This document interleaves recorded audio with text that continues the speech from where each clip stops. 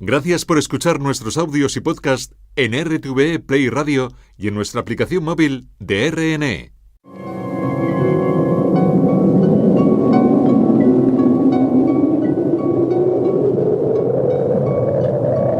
Solo cuando el túnel está en la más absoluta oscuridad es cuando puede volver otra vez la luz.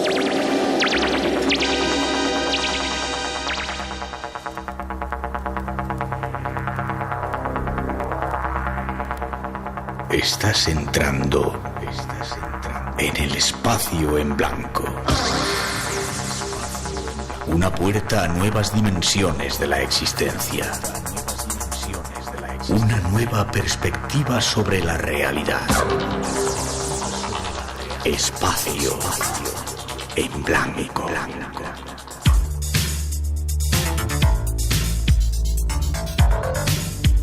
Una producción escrita y dirigida por Miguel Blanco.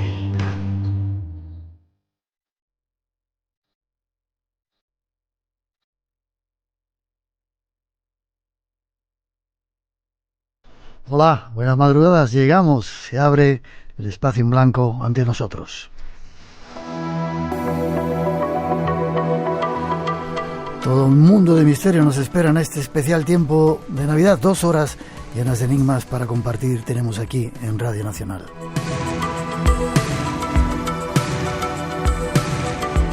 Algo que hacemos desde el estudio 211 de la Casa de la Radio con los saludos de todo el equipo que se encarga de realizar el programa.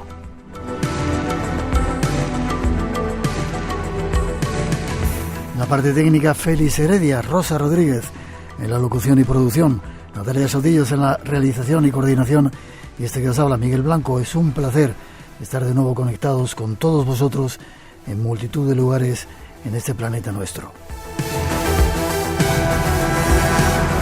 Gracias a todos por estar ahí, el deseo de disfrutar de este nuevo tiempo de renacimiento, de Navidad, con el verdadero sentido que posee. Si quieres conectar con nosotros, estos son nuestros medios de contacto. Nuestro email, espacioenblanco@rtv.es. El WhatsApp, 633 50 50 11. Y si deseas unirte a nosotros en las redes sociales, Facebook, Instagram y Twitter, teclea eBlanco Radio. Te esperamos. Conecta con nosotros. Tenemos ya todo listo, preparado, solo nos falta daros una pista de lo que hoy os espera. Ahí va.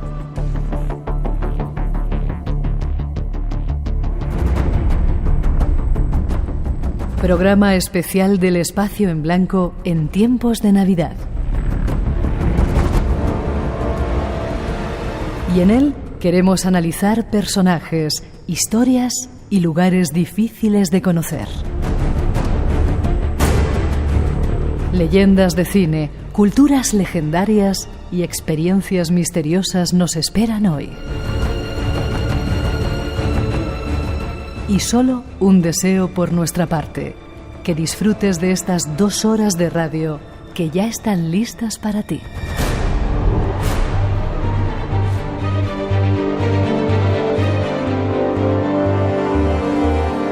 Ya está todo listo, nos espera nuestro primer invitado y el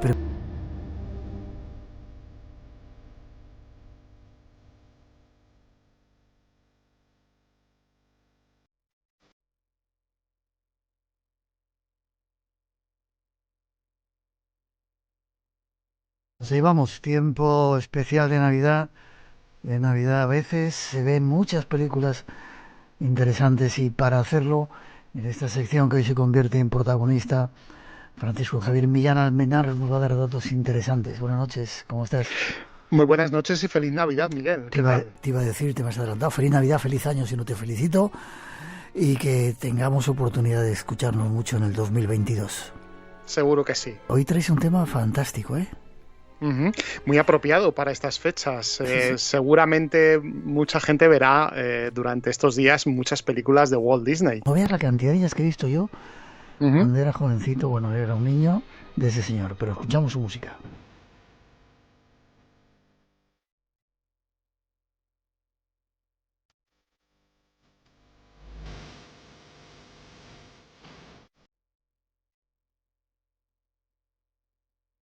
nos vas a hacer retroceder un montón de años en nuestra vida y recordar, ¿eh? Sí, sí, pero recordar desde el punto de vista misterioso, porque también las películas de Disney tienen un hálito sobrenatural. He traído además 3 ejemplos que te van a sobrecoger. Seguro. Y que seguramente sorprenderán a muchos de los oyentes, porque Disney es ese reino mágico, ¿no? que se vino construyendo desde finales de los años 20 con esos primeros trabajos en formato cortometraje y que luego se ha convertido en la actualidad en un gran imperio, ¿no? Que parece que lo tienen todo, ¿no? Ahora en estos momentos. Lo que yo no sabía es que le interesara tanto estos temas ocultos o que metiera tantas cosas ocultas en sus películas, ¿eh?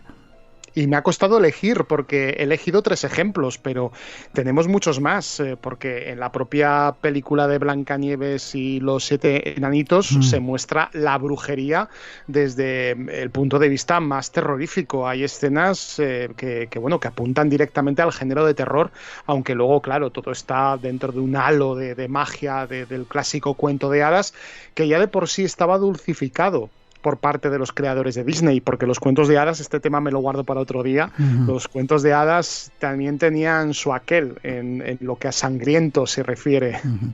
La otra cara de Disney esta noche la vamos a descubrir junto a nuestro invitado.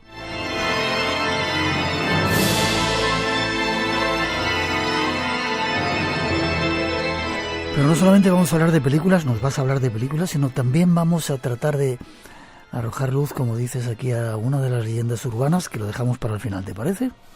Sí, el broche final serán las leyendas urbanas, que a ver las haylas, y bastantes además. Vale, ¿por dónde empezamos? Empezamos por el principio de la compañía. Estamos en el año 1929. Walt Disney Pictures era una pequeña empresa creada por Walter Elias Disney. En esos años empezaron a realizar una serie de cortometrajes titulados las Silly Symphonies, que vendría a ser algo así como las sinfonías tontas. Es una serie que llegó a durar varios años, hasta el año 39, en la que 10 años casi. 10 años, sí, 10 años de cortometrajes, muchos de ellos se proyectaban delante de los largometrajes de imagen real que se producían por parte de otras compañías. En concreto, sobre todo, películas de la RKO, porque Disney y RKO, la productora que tenía una antena y que presentaba muchas películas, aparecía un logo con una antena que parecía una señal de radio, y que presentaron muchas películas de cine negro y también el clásico de King Kong, fueron los distribuidores de Disney en esa primera etapa, ¿no? de la historia animada de la compañía. Y lo curioso es que en estas Silly Symphonies ellos no solamente contaban historias que eran autoconclusivas, porque no se repetían los personajes, sino que cada una de ellas era una historia diferente. Es una serie diferente a la de Mickey Mouse, que iba por su cuenta. Las aventuras de Mickey también nacieron en esos años con el cortometraje El botero Willy, que es de 1928, y luego posteriormente las propias Silly Symphony tuvieron que poner un cartel en la parte de delante debido al éxito de Mickey Mouse, indicando que la Silly Symphony estaba presentada por el famoso ratón, porque si no, la United Artists y la RKO se negaban a distribuir esos pequeños cortometrajes porque sabían del éxito que tenía Mickey en todo el mundo, incluido también España, donde también llegaron y tuvieron también muchísimo éxito. Pero en las Silly Symphonies, Miguel, que cuentan historias a veces relacionadas con los instrumentos musicales, con sobre todo el uso de la música. Eran unos cortometrajes muy juguetones en lo que a sincronía de música, efectos sonoros y animación. Son muy interesantes de analizar desde el punto de vista de esos primeros inicios del sonoro en el cine. Estamos en el año 1929, o sea, estamos hace casi 100 años de historia, casi nada, en el siglo XX.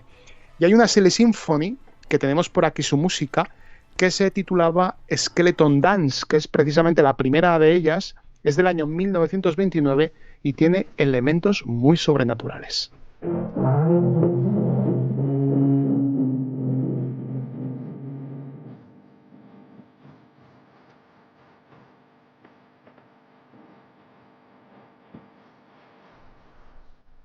¿Cómo se llamaría esta? ¿Cómo se traduciría? La danza de los esqueletos, de Skeleton Dance, que por cierto, todos los cortometrajes que voy a nombrar hoy los podemos encontrar fácilmente en YouTube y la gente puede disfrutar de ellos. Además, son maravillosos porque son muy divertidos. A ver, tienen un punto escalofriante algunos de ellos, como los que vamos a nombrar, pero os puedo asegurar que son una auténtica delicia, como es el caso de este Skeleton Dance. ¿Te cuento de qué va la historia de Skeleton Dance?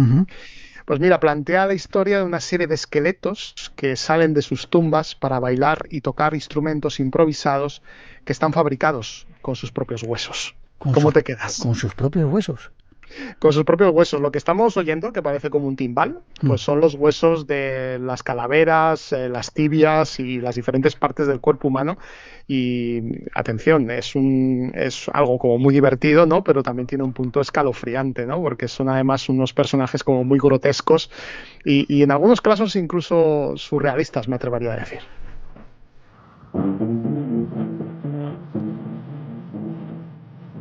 Se ha hablado también de mensajes ocultos, lo vamos a dejar y luego te lo pregunto porque creo que ahora vamos a un mundo de fantasía. Eso es, nos vamos a Fantasía, que es la película del año 1940, es el tercer largometraje de la compañía, tras Blancanieves y Pinocho, una película que se llamó una película concierto, porque estamos hablando de la combinación de imágenes animadas con música clásica.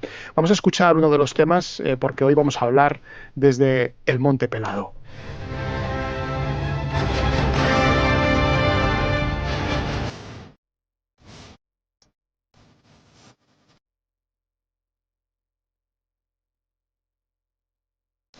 Yo recuerdo, ¿sabes? Cuando veía estas películas, cómo te quedabas absolutamente sorprendido, la música, todo el movimiento que había, a pesar de que fueran dibujos animados, ¿verdad?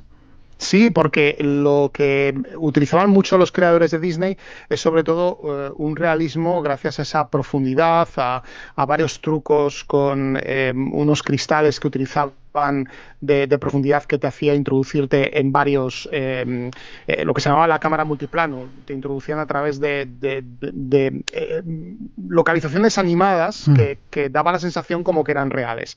Y esto se ve mucho en Fantasía, también se vería luego posteriormente en Bambi, y esa especie de interés por parte de Walt Disney de crear una serie de cortometrajes de una calidad que superaba por encima a todos los estudios rivales, hacía que esas animaciones parecieran tan reales, ¿no?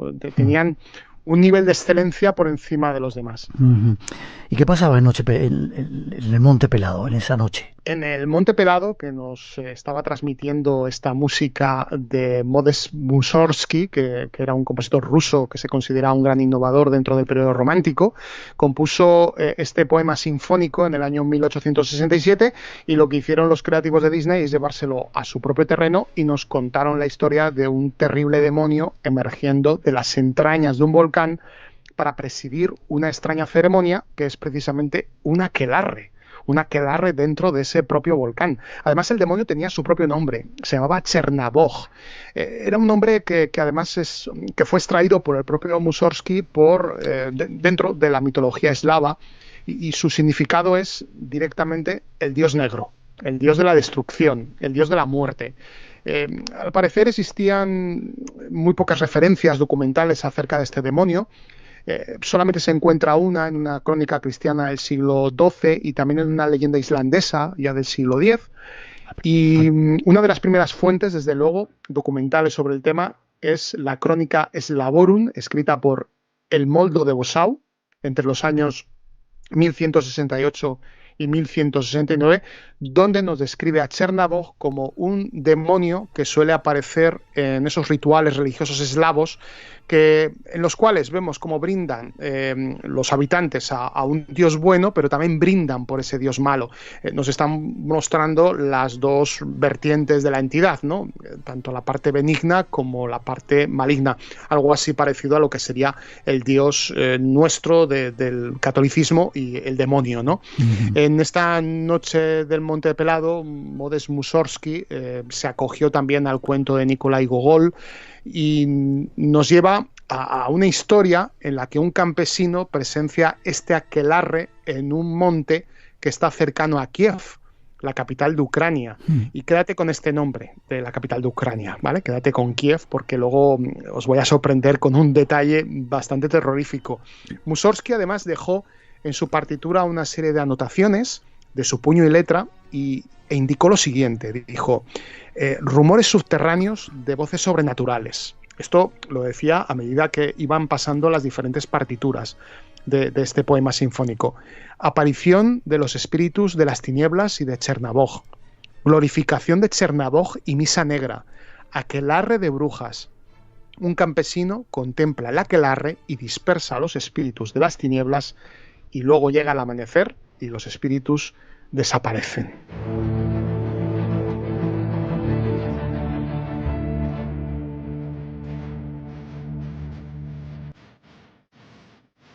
Yo recuerdo lo que me impresionaba esta música cuando la escuché la primera vez, viendo esa película, Fantasía. Increíble, increíble. Y también es muy bueno el segmento del aprendiz de brujo con Mickey Mouse, que tiene música de Paul Dukas, que es maravilloso. También habla del tema de la hechicería, pero a mí me gustaba más este segmento, que es con el que acaba la película, precisamente. Pero Disney hizo cambios en esta historia de Nikolai Gogol y de Modest Mussorgsky. Se lo llevó también a su propio terreno y al final mezcló los temas de Mussorgsky con el Ave María de Schubert. Y antes hemos comentado que era un campesino el que lograba contemplar esta aquelarre y que los espíritus desaparecieran, ¿no?, tras el amanecer. Al final es el Ave María de Schubert quien hace que su música hace que los espíritus, las brujas, los demonios desaparezcan de este monte pelado y regrese el amanecer. Disney lo logra creando mucha magia con un campanario en la lejanía, una campana que suena, y luego a continuación aparece una extraña cofradía que va entonando ese Ave María, una cofradía de unos seres que van con túnicas y que se parece mucho a algo que tenemos por aquí, ¿no? Sí, exacto, parece a la Santa Compañía. A mí siempre me ha recordado esto, porque llevan como unos farolillos. También a veces recuerda ese halo de los santos, ¿no?, y de las vírgenes que hay alrededor de las cabezas, y la verdad es que llama la atención porque se parece mucho a la Santa Compañía. Y lo que nos está contando a través de esta historia, tanto Mussorgsky como su adaptación por parte de Disney, es como el catolicismo al final aparta lo pagano.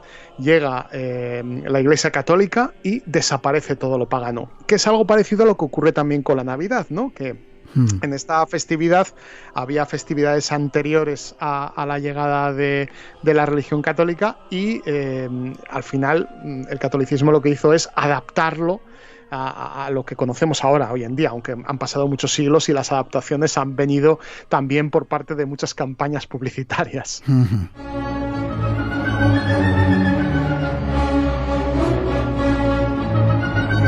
Me he quedado con el nombre del diablo, Chernabog. Chernabog, ¿te suena algo? ¿Te suena algo, no? Sí, me suena Chernabog. Parece que suena como a Chernóbil.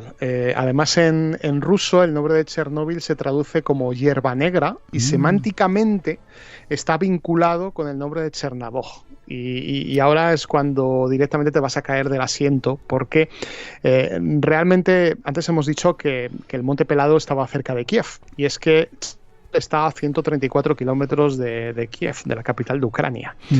Pero lo que nos contaba Mussorgsky en su obra musical era un aquelarre que sucedía en la noche de Walpurgis, que la noche de Walpurgis se celebra entre el 30 de abril y el 1 de mayo. ¿Y sabes cuándo fue el accidente nuclear de Chernóbil? No recuerdo ahora. El 26 de abril de 1986, es decir, a pocos días de la celebración del Walpurgis, es decir, a 4 o 5 días. Todo coincide.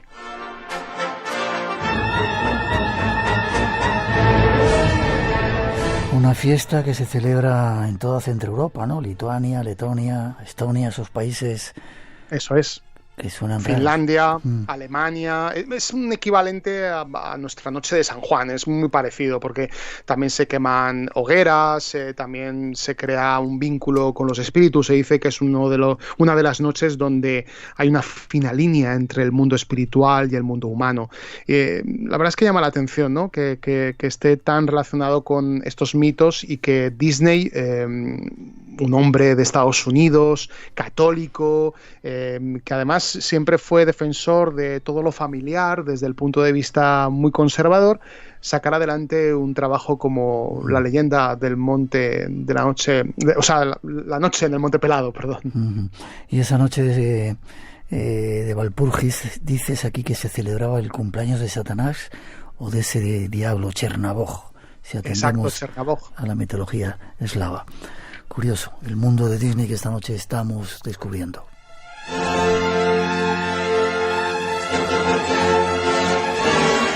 Espacio en Blanco. Cada madrugada de sábado a domingo, la magia del misterio te espera en Radio Nacional de España. Una magia que estamos descubriendo esta noche especial con Francisco Javier Millán Almenar, hablando de ese otro Disney. Y aquí hay otra música, Los Sin Cabeza. Sí, el Sin Cabeza, mejor el dicho. Sin Cabeza. El jinete de Sleepy Hollow. Vamos a escuchar esta canción que se cantaba en una taberna en una de esas colonias holandesas en los inicios de los Estados Unidos. Voy a contar lo que sé que es verdad y que esta misma noche sucederá. Los fantasmas y brujas a medianoche de sus 1000 maleficios hacen derroche. Los hay con cuernos y otros hay de más allá de los infiernos. Y los hay flacos, y los hay viejos. Y algunos se han visto sin sus pellejos. Hoy, noche de difuntos, salen a espantar. A los que están vivos quieren embrujar. En la noche de difuntos no hay que andar. En la noche de difuntos no hay que andar. No hay que salir a caminar, es lo que decía la canción, ¿eh? No nos tenemos que aventurar.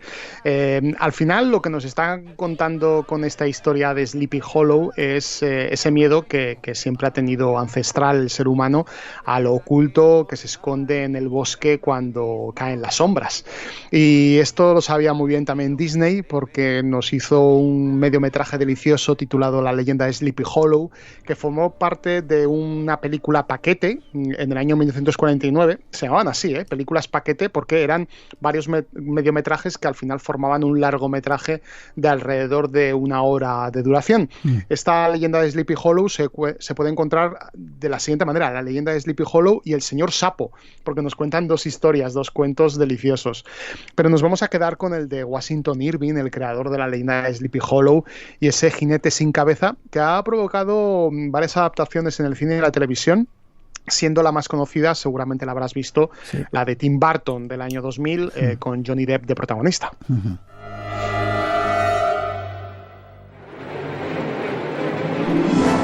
Y detrás hay toda una historia, ¿verdad? De mitológica, además.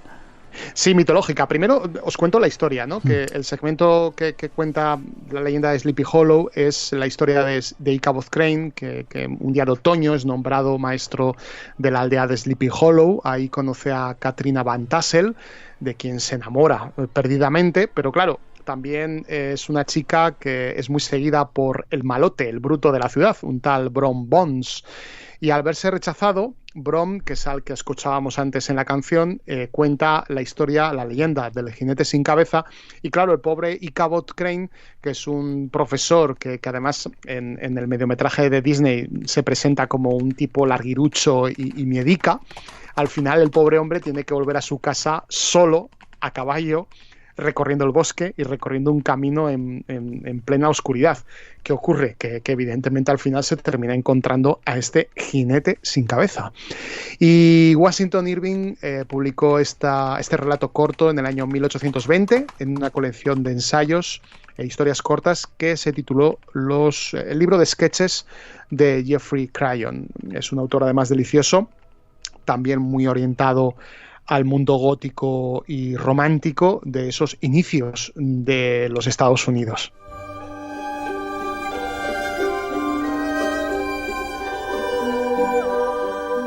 Y ahí es donde se recoge la historia de la mitología tanto irlandesa como germánica, ¿no?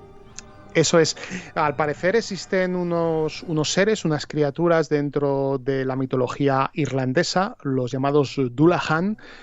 Se encuentran principalmente en los condados de Sligo y Down y parece ser unas criaturas sin cabeza, por lo general aparecen siempre montados en un caballo negro, llevando siempre la cabeza bajo su brazo derecho, tienen una horrible sonrisa en el rostro y de oreja a oreja que produce escalofríos, y además unos ojos pequeños, profundos y negros. Se dice que cerca de la medianoche, en los días de fiesta o noches de banquete, como la noche de hoy, suelen aparecer estos jinetes salvajes vagando por la oscuridad de las campiñas irlandesas, portando su cabeza, que además brilla intensamente con la fosforescencia de la materia de facción, y que esta materia la usan como si fuera una linterna. Esta leyenda luego se ha transformado con la calabaza, que esto aparece también en la película de Sleepy Hollow, y tanto en la versión de Tim Burton como en la versión de Disney.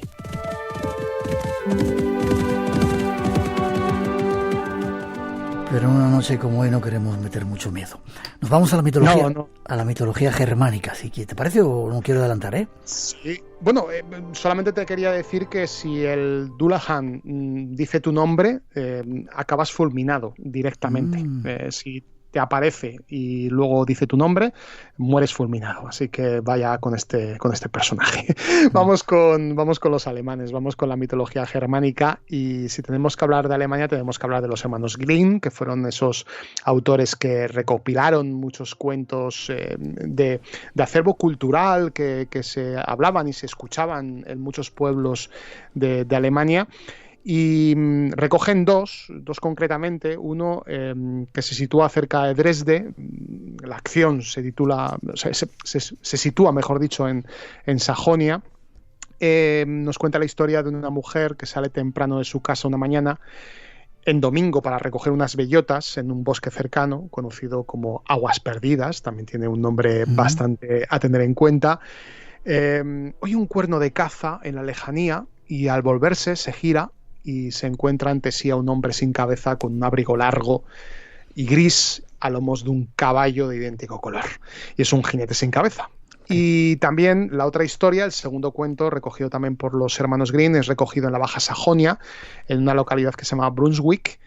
Y aquí el jinete sin cabeza es llamado el cazador salvaje y sopla su cuerno advirtiendo a los cazadores de aquellos días que no deben salir a cazar porque hay algún peligro. Es algo así como un jinete que lo usan a modo de premonición sobre accidentes que hay que evitar. Y al final, fíjate, todas estas historias a mí me recuerdan a esos encuentros que muchos testigos dicen ver en carreteras, ¿no? Antes eran en caminos y ahora son en carreteras. Sí, mucha gente dice ver hombres no solamente decapitados, sino figuras solamente con el torso sin piernas. Es decir, lo que recoge Washington Irving es muy curioso, pero no solamente aparecen en los caminos de Alemania o Irlanda, sino también en España y desde luego en los Estados Unidos. Pero si quieres te cuento algo de Washington Irving, que también se las trae el tema. Espera un poquito.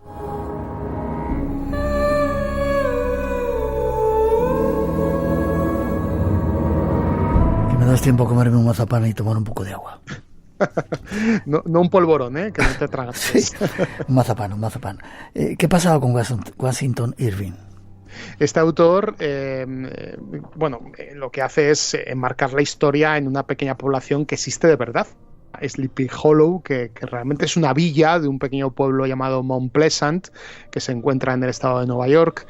Y la historia del cuento, tal cual, es la historia de un mercenario alemán, un hessiano, que eran unos militares, unos mercenarios que lucharon en la guerra de la independencia norteamericana, en una batalla muy cruenta llamada la batalla de White Plains, y aquí este pobre hombre sufrió un terrible disparo, un certero disparo de una bola de cañón que le destrozó la cabeza, y lo que hicieron sus compañeros es enterrarlo en el cementerio de la iglesia holandesa de Sleepy Hollow, que concretamente esta iglesia holandesa es la que acoge los restos mortales en la actualidad de Washington Irving. Por lo tanto, muy probablemente Washington Irving esté de vecino de su propia creación en la ficción en ese cementerio holandés.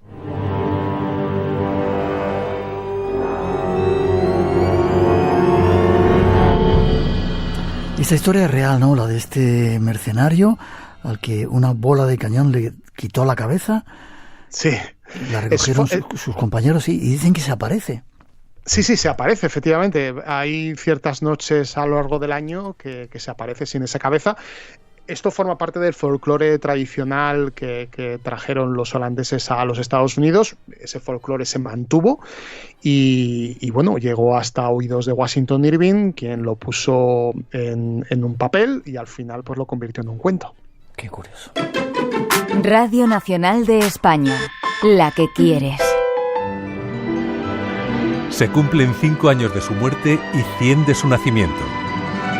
Nos referimos al decorador cinematográfico más internacional, Gil Parrondo. Memoria de Delfín, con Arturo Martín Lafuente. Esta semana hablamos con su hija, con Inma Parrondo, de su obra que incluye 2 premios Oscar, y también de su vida. Memoria de Delfín. No se lo pierdan. Los domingos a medianoche, las 11 en Canarias. ¡La reina! ¡Ay, la reina! ¡Me matará por... Nos une la ficción sonora. La reina lleva 6 años muerta. Nos unen los podcasts. Rarities, versiones. Nos unen la creatividad y la innovación. RTV Play Radio. Intuitiva. Pero sobre todo, nos une la radio. La radio yo me lo paso chachimente. Claro que sí. Radio Nacional de España. El sonido de lo público. RTV, la que quieres. Vamos al año 1985. Hubo una vez, en el legendario país de Pridán, un rey tan cruel que hasta los dioses le temían. Como ninguna prisión podía retenerlo, fue arrojado vivo en un crisol que contenía hierro fundido. Sin embargo, su maligno espíritu no murió, sino que tomó la forma de un enorme caldero negro. Durante siglos, hombres malvados buscaron el caldero negro, sabiendo que quien lo poseyera tendría poder para formar un ejército de guerreros inmortales y con él dominar el mundo.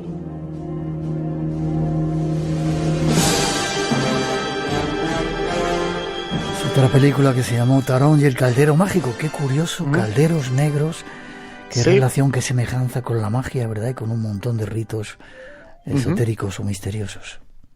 Y es que lo que estábamos escuchando era la voz en off que introduce a esta película, una película, por cierto, maldita, luego te cuento por qué, y nos introduce la historia del malvado Rey Hornet, que es un rey del mal que ansía este caldero negro para crear un ejército de muertos vivientes. Ahí es nada. ¿Por qué la película está maldita? En el año 1985 Disney apostó por esta historia de espada y brujería y sobre todo apelando a todos estos mitos de la nigromancia y de hechiceros negros y magia negra, y fue la primera película en mucho tiempo sin ningún tipo de canción, por lo tanto no es una película demasiado alegre, sino que tiene elementos sobrenaturales muy a tener en cuenta y en algunos casos incluso hasta terroríficos. ¿Qué ocurrió? Que es una película que no despertó mucho interés en taquilla, los niños tenían miedo cuando la veían y los adultos se aburrían, por lo tanto al final no lograron el éxito que esperaban y fue la película que a punto estuvo de hundir a toda la compañía. Pero bueno, gracias a ella al final despertaron y poco a poco se dieron cuenta que podían hacer otro tipo de películas. Pero había muchas relaciones con la nigromancia, ¿verdad? Sí, es que es curioso, ¿no? Pero he ido buceando en la filmografía tanto de las producciones animadas de Disney como en otras producciones de imagen real, y es que no se encuentran muchos ejemplos de este arte, ¿no? De la nigromancia, que es una rama de la hechicería, de la magia negra, que utiliza la adivinación mediante el examen de vísceras de los muertos y también intenta en gran medida sortear a la muerte y también crear esos muertos vivientes, ¿no? Que vemos en la película con ese Rey Hornet que los levanta en forma de ejército. Y es que no hay muchos nigromantes, hay muchos en la literatura, pero hay muy pocos en el cine. Y Tarón y el caldero mágico es un clarísimo ejemplo de este arte de la magia negra.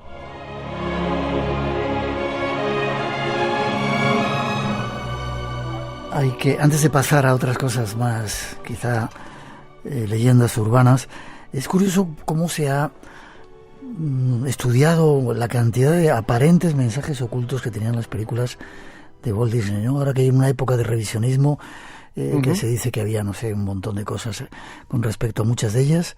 ¿Había mensajes ocultos a propósito o simplemente estaban ahí? Sí, bueno, se ha dicho mucho sobre esto y más desde la perspectiva, como bien dices, de la corrección política actual, ¿no? Que parece que quiere que enterremos muchas de las películas de Disney porque apelan a unos arquetipos que no los ven correctos, ¿no? Para la actualidad, sobre todo en lo relativo a los cuentos de hadas, los príncipes, las princesas, el concepto del príncipe azul, etcétera, ¿no? Pero, a ver, siempre los animadores, esto se sabe, han introducido algunos elementos escondidos en algunas películas, que esto daría también para otro programa.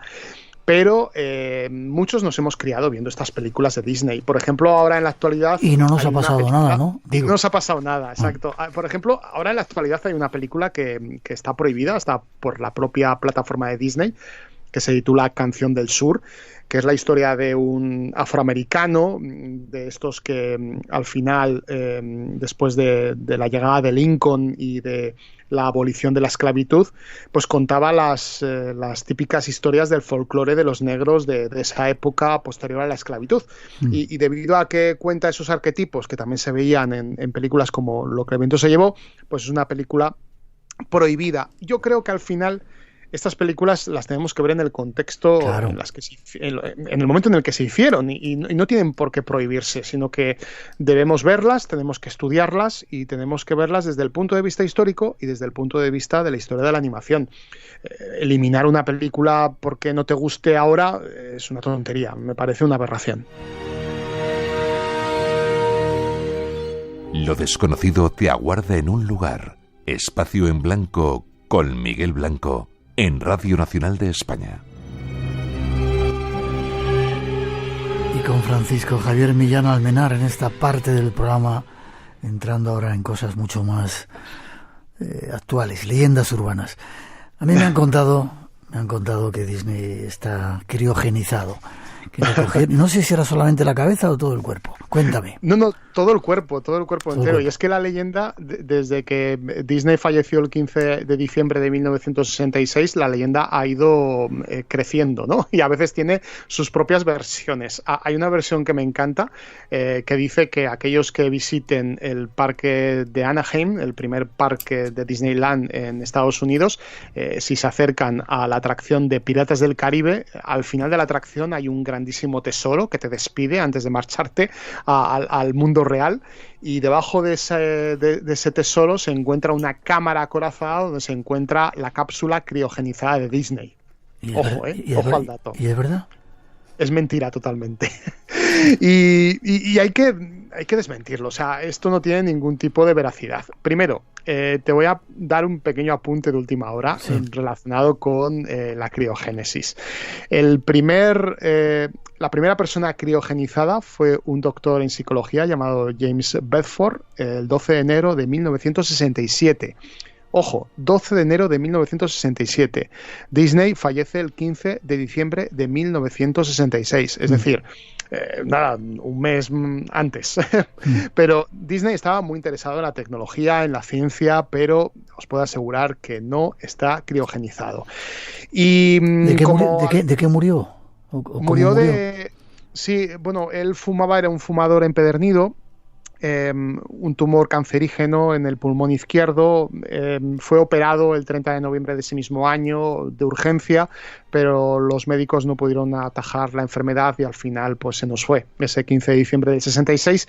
Esas navidades, por cierto, se consideran una de las navidades más tristes en los Estados Unidos porque Disney era toda una institución en ese país. Bueno, también lo era en otros países, ¿no? También se recuerda en España con gran tristeza su desaparición. ¿Y lo incineraron o lo enterraron? Lo incineraron, y además fue un funeral muy discreto, no acudió más que solamente la familia, y claro, quizás también todo esto creó más bulo, ¿no? Porque como no ves el ataúd, no ves el cuerpo, lo incineran, solo dejan entrar a la familia, pues claro, el misterio ya da rienda suelta, ¿no?, al tema. Y bueno, si te parece, vamos a que alguien nos lo cuente, ¿no?, porque a lo mejor la gente no se lo cree si lo cuento yo o si lo cuentas tú, pero vamos a hablar vamos a escuchar, mejor dicho, a uno de los máximos expertos en España en historia de la animación. Es el director del podcast Cartoonscopio, que recomiendo desde aquí mucho porque nos hablan de los dibujos animados que nos encantan, y es Cruz Delgado Sánchez, que nos ha dejado un audio en exclusiva para el programa Espacio en Blanco. Lo escuchamos. Una figura tan mítica como la de Walt Disney ha generado y sigue generando mucha rumorología, exageraciones, leyendas urbanas, las cuales en la mayoría de los casos son producto de la fantasía, de la desinformación o incluso de la posible aversión que algunos sienten por la obra del creador de Mickey Mouse. Sin duda, la leyenda urbana más universalmente famosa, más recurrente y más tópica es la de la presunta criogenización de su cuerpo cuando falleció en 1966. Según esta pintoresca historia, que sin duda confunde deseos con realidad, Disney, enfermo incurable de un cáncer de pulmón, fue congelado antes de morir y conservado hasta que la ciencia fuese capaz de vencer la enfermedad mortal. Se dice que fue la compañía quien lo decidió ante la posible incertidumbre que podría llegar tras la desaparición de su fundador. Sin embargo, la pura realidad, aunque muchos se resistan a aceptarlo, es que Walt Disney murió, fue incinerado y sus cenizas reposan en el cementerio de Forest Lawn, en Hollywood. ¿De dónde surge esta leyenda? Tal vez el propio Walt sin querer dejó pistas que indujeron al equívoco, pues especialmente en sus últimos años fue un apasionado de los avances científicos y del progreso que estos podían traer a la humanidad. Por ejemplo, puso en marcha el parque Epcot, o produjo películas sobre la conquista del espacio, y según algunas fuentes se interesó por saber qué era eso de la criogénesis, técnica de la que ya se empezaba a hablar, pero no consta que pensara en algo tan fantasioso como someterse él mismo a una congelación por tiempo indefinido.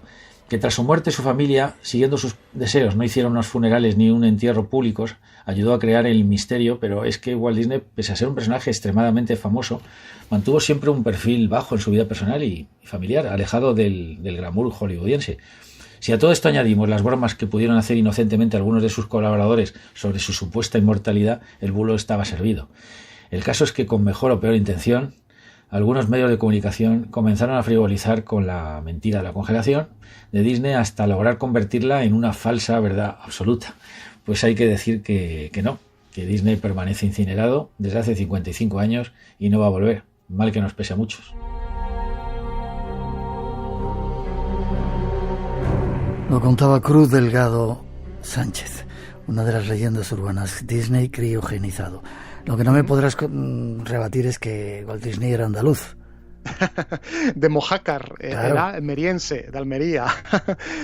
A lo mejor a partir de este momento la gente de Mojácar va a decir, ¿pero qué están diciendo en Espacio en Blanco? Disney es de España, es de aquí. Claro. Pues no, es todo mentira también. Es otra leyenda urbana que bueno, mejor escuchamos un audio que nos lo expliquen, porque incluso en la 2 se hizo un reportaje sobre el tema, a colación de un documental que además se puede ver en la plataforma Filmin. Vamos a escucharlo. Érase una vez un pueblo en la costa de Almería.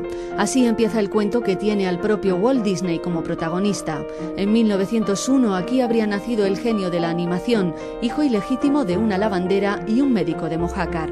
Este joven cineasta madrileño, Eduardo Soler, busca ahora en un documental el trazo andaluz del padre de Mickey Mouse. En Mojácar lo que se cuenta es que existe una mujer que se llama Isabel Zamora, que en 1900-1901 parece ser que se queda embarazada y siendo madre soltera tiene que emigrar por motivos un poco económicos y religiosos de la presión de aquel momento de la época, emigra a Estados Unidos porque parece ser que tenía un hermano viviendo en Chicago. Disney, a través del espejo, sigue también los pasos de Tito del Amo, un estadounidense afincado en Mojácar, que de niño fue vecino de Walt Disney y que ahora investiga su pasado. Como él, los 5.000 vecinos del pueblo están convencidos de que Disney tenía sangre andaluza. La mayoría del pueblo de Mojácar piensa que Walt Disney es mojaquero. Isabel Zamora dicen que fue la madre de Walt Disney. La bicha. La pudra la bicha.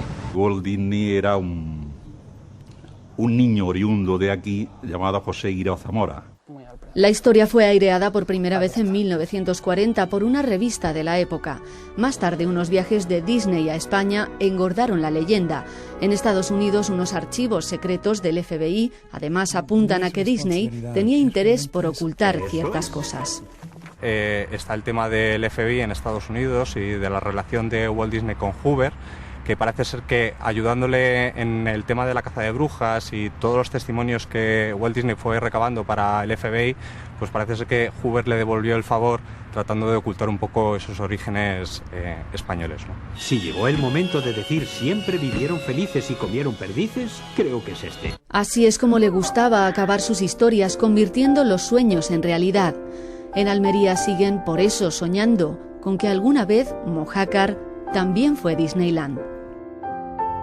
Vaya, otra idea que me has quitado. ¿Y quién mejor que Jorge Fonte, que es también un gran experto en la figura de Walt Disney, ha publicado varios libros sobre él? Nos vamos ahora a las Islas Canarias, nos cuenta además en un audio exclusivo todo lo relacionado con esta leyenda y cómo la podemos tirar por tierra fácilmente. Vamos a escucharlo.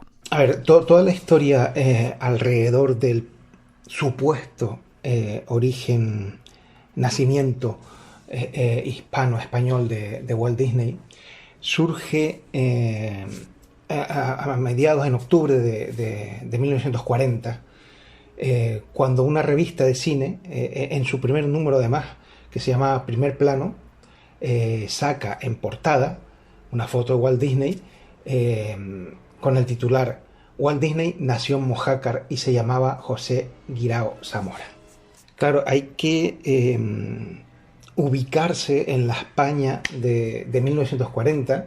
Tengamos en cuenta que estamos en plena Segunda Guerra Mundial, que España acaba de salir de una guerra civil tremendamente cruenta y que en ese momento, claro, el bando vencedor, los nacionales,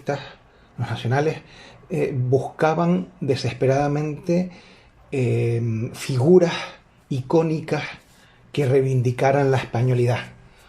En 1940, Walt Disney ya era un personaje muy popular, ya era una gran estrella de Hollywood sin ser actor, pero estaba al mismo nivel que Cary Grant, que los grandes actores norteamericanos.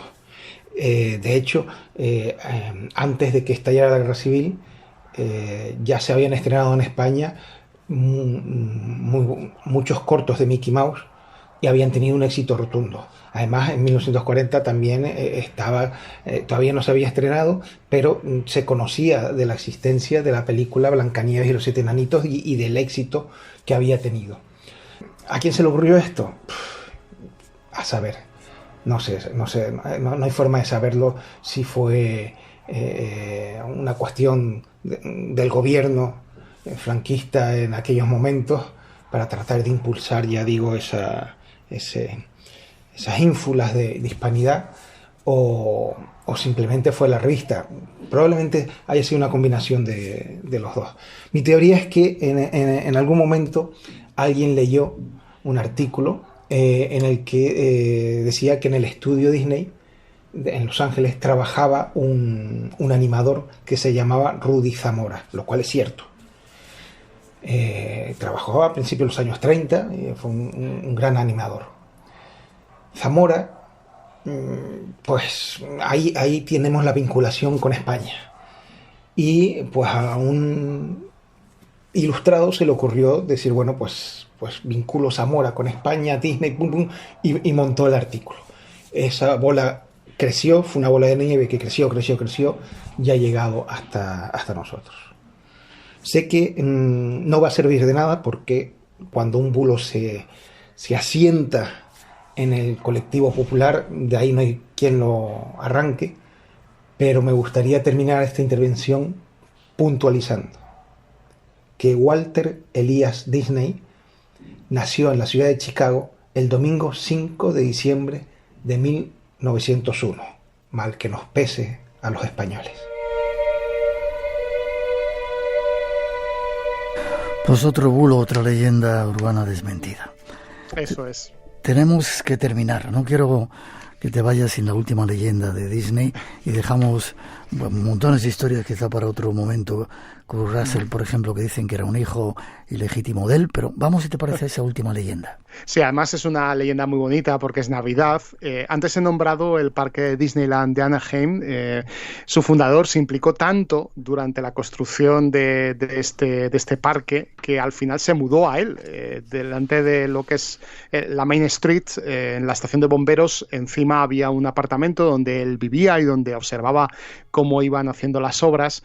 Y se dice que la luz de ese apartamento de vez en cuando se enciende de manera caprichosa sin que nadie prenda ningún botón, ¿no? Y esto es muy llamativo porque además algunos de los que trabajan allí dicen que en ocasiones dejan algunos folios en la mesa del escritorio donde él trabajaba y en ocasiones se ve como de nuevo esos folios tienen algo escrito en ellos.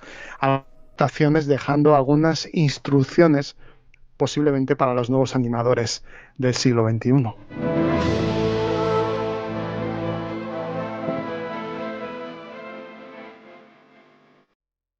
Para demostrar que la ilusión y la magia nunca muere, ¿verdad?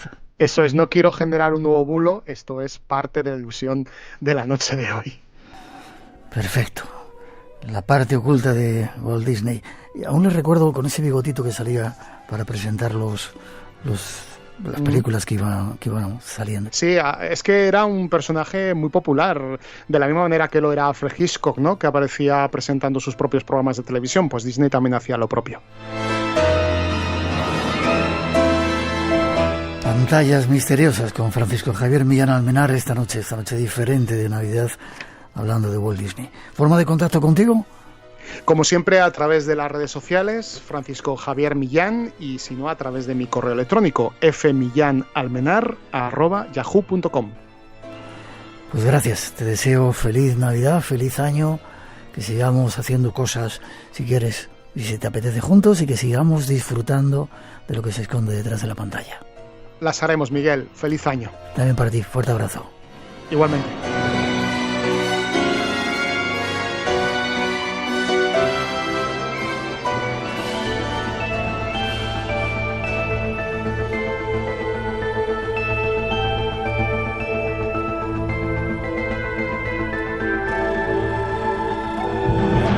Hacemos una pausa en este viaje, en esta edición especial de Navidad del Espacio en Blanco.